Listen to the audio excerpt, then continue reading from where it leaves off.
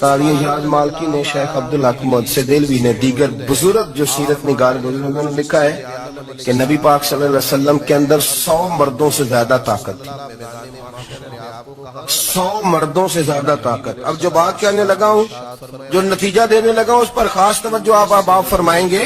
ذرا فکری طور پر، نظریاتی طور پر ایک چیز کو سمجھیے۔ ہم سمجھتے ہیں کہ جوان لڑکا ہے جی، جو مرضی کرے، عمر ہے جی۔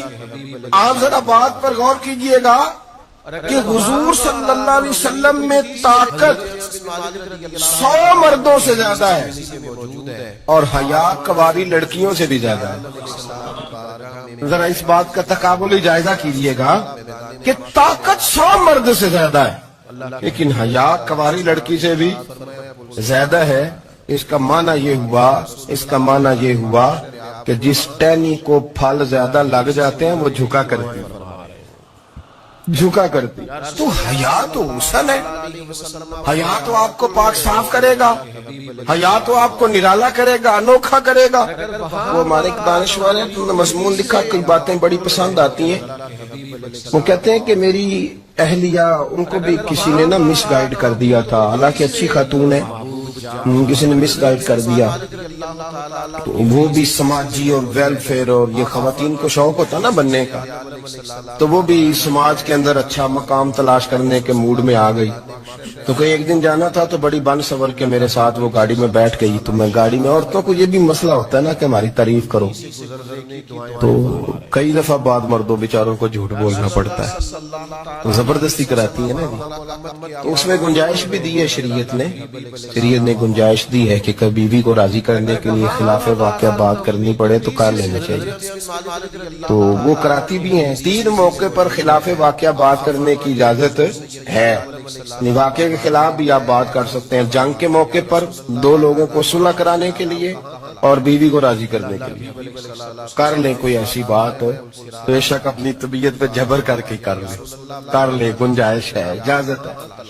تو وہ کہتے ہیں جب وہ گاڑی میں میرے ساتھ بیٹھی بن سور کے، وہ تقاضا کرنے لگی کہ میں نے مطلب بڑے اچھے کپڑے پہنے ہیں پر آپ نے توجہ نہیں کرائی۔ وہ سیانا بندہ تھا، وہ چاہ رہا تھا کہ میری خاتون سمجھ جائے۔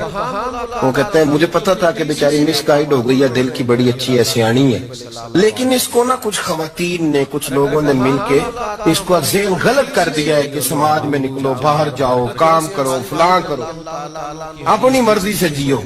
تو میرے ساتھ گاڑی میں بیٹھی کہیں جانے کے لیے، تو مجھ سے کہنے لگی کہ آپ نے میری طرف توجہ ہی نہیں کی، آپ نے کوئی ذکر ہی نہیں کیا کہ میں کیسی لگ رہی ہوں۔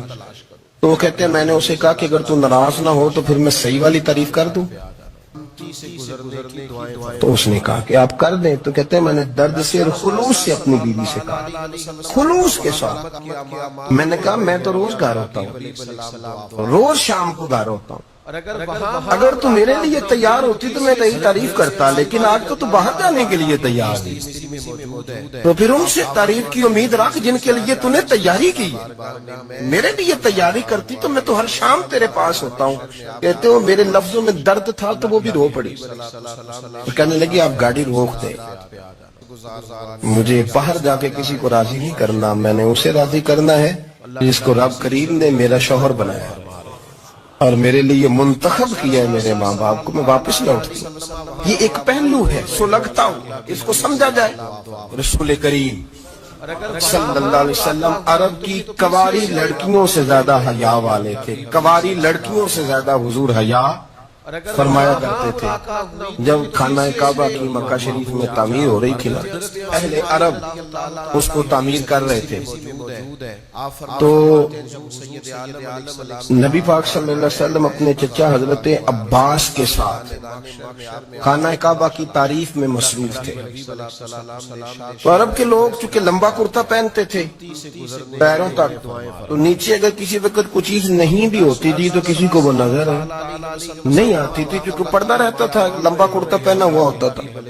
تو جب بچے، سرکار کی عمر مبارک بھی ابھی تھوڑی تھی، تو اس طرح بچے جب نکلتے تو وہ کئی دفعہ اپنی تہمت اتار دیتے نیچے سے، اور کوئی مزدوری کرنے لگتے تو 3-4 طے کر کے نا تہمت کی کندھے پہ رکھ لیتے، جس طرح کبھی دیہاتوں میں لوگ کپڑا سر پہ رکھتے تھے کہ اوپر اگر کوئی وزنی چیز رکھیں